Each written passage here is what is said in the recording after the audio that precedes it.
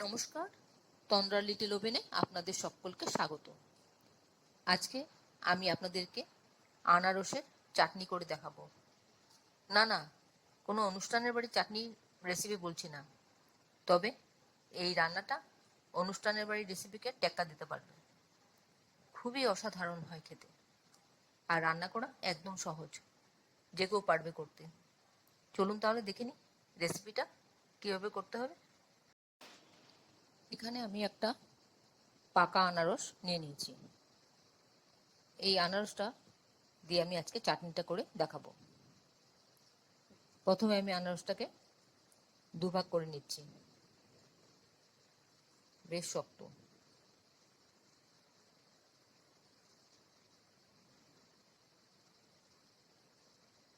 আমি ছুরি দিয়ে কাটছি, আপনারা চাইলে বটি দিয়ে কেটে নেবেন।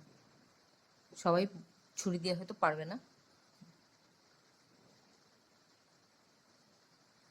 দেখুন কি সুন্দর ভেতরটা। এবার একটা দিক দিয়ে আমি চাটনিটা করে দেখাবো। সবটা আনারস লাগবে না। আবার মাঝখান থেকে দু চালা করে নিচ্ছি আমার সুবিধার জন্য, যাতে ভালো করে ধরতে পারি।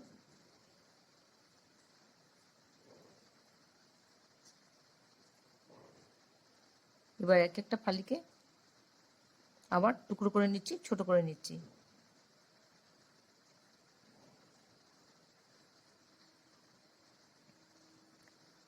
তারপর আমি খোসাটা ছাড়াবো। এই খোসাটা ছাড়ানোর মধ্যে একটু সাবধানতা আছে। খোসাটা ছাড়ালে পরে আনারসের যে চোখ থাকে, ওই কাটা কাটা মতন, সেটা কিন্তু বেরিয়ে আসবে। সেটা বেরিয়ে আসলে সেই চোখটাকেও আবার পরিষ্কার করে নিতে হবে। তা না হলে ওই চোখ যদি থেকে যায়, ওর মধ্যে একটু কাটা মতন আছে, যদি জিভে বিঁধে যায় বা গলায় বিঁধে যায়, তাহলে খুব অসুবিধা হবে কিন্তু। তাই সেই কাঁটাটাকে আগেই বার করে নিচ্ছি।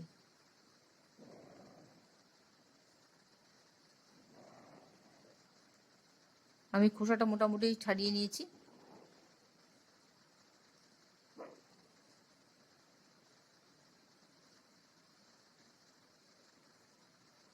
এবার চোখগুলি বার করে নিচ্ছি। দেখুন আমি কিভাবে বার করছি। এই চোখগুলো লাইন করে থাকে, তাই একটা দিক ধরে কাটলে বেরিয়ে আসবে।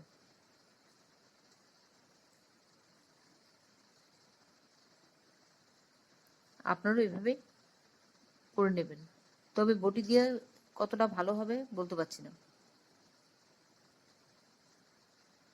বটি দিয়ে এটা একটু অসুবিধা হবে।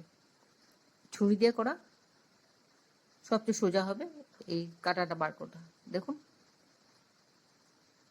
বার করে নিয়েছি। এবার সামনের দিকে শক্ত জায়গাটা, সেটাও বাদ দিয়ে দেব। তারপর এরকম স্লাইস করে নিচ্ছি। আবার এক একটা স্লাইসকে আবার ছোট ছোট করে কেটে নিতে হবে। এবার আনারসের স্লাইসগুলিকে কুচি কুচি করে নেব, তাহলে আনারসের চাটনিটা করলে খেতে ভালো লাগবে। দেখুন আমি কিভাবে করছি। এই মুহূর্তে আপনারা কে কোথা থেকে আমার এই রেসিপিটা দেখছেন, প্লিজ একটু কমেন্ট বক্সে কমেন্ট করবেন, আমার তাহলে খুব ভালো লাগবে। আর নতুন কোনো বন্ধু প্রথমবার আমার চ্যানেলটাকে দেখে থাকলে আপনাকে একটা বিগ হাগ জানাচ্ছি। চ্যানেলটাকে সাবস্ক্রাইব করে নেওয়ার জন্য অনুরোধ রইল। পাশে বেল আইকনটা অ্যাক্টিভেট করে নেবেন, যাতে পরবর্তী আমার সমস্ত রেসিপির নোটিফিকেশন সবার আগে আপনার কাছে এসে পৌঁছয়। আর আপনি যদি ফেসবুক থেকে দেখে থাকেন, তাহলে ফলো অপশনটা ক্লিক করবেন আর একটা লাইক দেবেন, তাহলে আপনি আমার সাথে জুড়ে যাবেন। আপনি আমার সাথে জুড়ে গেলে আমার সমস্ত রেসিপির নোটিফিকেশন সবার আগে আপনার কাছে এসে পৌঁছবে। কড়াতে 1 চা চামচ তেল দিলাম, দিয়ে হাফ টিস্পুন হলুদ সর্ষে দিয়ে দিলাম ফোড়নে। এবার ফোড়নটা একটু ক্র্যাক করবে, সর্ষেগুলো ফাটবে ভাজা হলে, তখন আমি এর মধ্যে সেই কুচি করা আনারসগুলি দিয়ে দেব।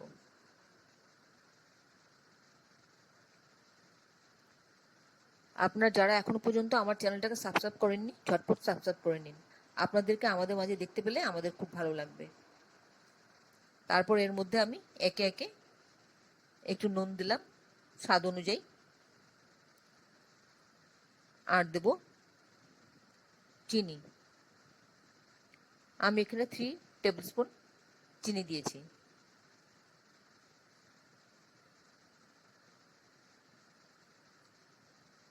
আর দেব একটু হলুদ গুঁড়ো, খুব সামান্য। এবার সবটা ভালো করে মিশিয়ে একটু সময় ঢাকা দিয়ে রাখবো, যাতে আনারসটা নরম হয়ে যায়, চিনিটা গলে যায়, তাহলে আনারসের থেকে রসও ছাড়বে। এবারে আমি ঢেকে দিচ্ছি।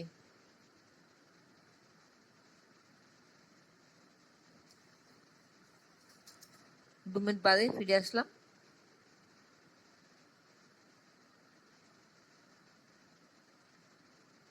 আনারসটা একটু নরম হয়ে গেছে। আশা করি আপনাদের ভালো লাগছে আমার এই রেসিপিটা। সামান্য একটু জল দেব, খুব বেশি কিন্তু জল দেব না। জলটা দিলাম, আনারসটা একটু সেদ্ধ হবে, রস ছাড়বে, চিনিটা দিয়েছি তার সাথেও মিশে যাবে, সব মিলিয়ে চাটনিটা তৈরি হয়ে যাবে। যদি তার সাথে আমি 1 মুঠো কিশমিশ দিয়ে দিলাম। এই কিশমিশগুলি এই জলটার মধ্যে ফুটবে, ফুটে রস ঢুকে যাবে ভেতরে, একদম ফুলে ফুলে উঠবে, খেতে খুব ভালো লাগবে।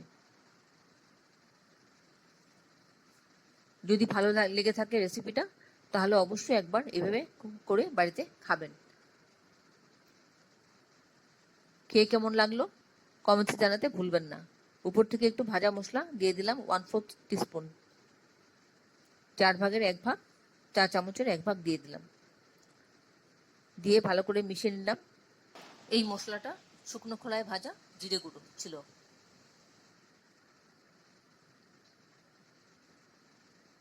তারপর একটু স্ট্যান্ডিং টাইমের জন্য ঢাকা দিয়ে রাখলাম। তারপর প্লেটিং করে নেব। আমার প্লেটিং হয়ে গেল। এবার উপর থেকে একটু চিলি ফ্লেক্স ছড়িয়ে দিচ্ছি, তাতে মুখে একটু ঝাল ঝাল লাগবে, টক ঝাল মিষ্টি সব মিলিয়ে বেশ ভালো লাগবে খেতে। এতক্ষণ ধৈর্য ধরে আমার এই রেসিপিটা দেখার জন্য আপনাদেরকে অসংখ্য অসংখ্য ধন্যবাদ। আপনারা সকলে ভালো থাকবেন, সুস্থ থাকবেন, ঈশ্বরের কাছে কামনা করি। আর এই ধরনের নতুন নতুন রেসিপি দেখতে আমার চ্যানেলটাকে সাবস্ক্রাইব করে নেবেন, পাশে বেল আইকনটা অ্যাক্টিভেট করে নেবেন, যাতে পরবর্তী আমার সমস্ত রেসিপির নোটিফিকেশন সবার আগে আপনার কাছে এসে পৌঁছয়। তাহলে আসি বন্ধু, ভালো থাকবেন, নমস্কার।